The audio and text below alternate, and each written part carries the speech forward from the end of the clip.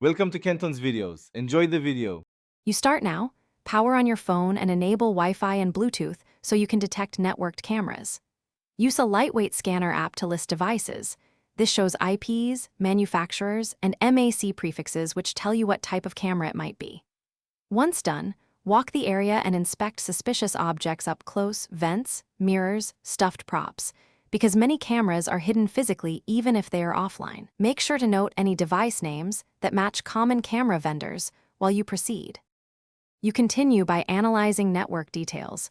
Run a quick port scan on suspicious IPs to look for RTSP, HTTP, or ONVIF ports. These indicate live camera streams. Meanwhile, perform an optical check. Shine a flashlight across surfaces and tilt your head to catch lens glints which betray hidden optics. In dim conditions, use your phone camera to reveal infrared LEDs. Point the camera at suspect spots and look for faint purple or white lights. You finish by confirming and neutralizing. If a device is a confirmed camera, cut power safely or cover the lens.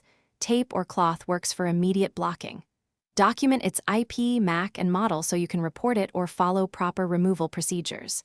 If you can, attempt a controlled reset only if authorized. Otherwise, report to the owner or authorities. If things go wrong, rescan on the 5 GHz band and 4 GHz retry port checks, and repeat the flashlight and phone camera inspections to catch stealthy units.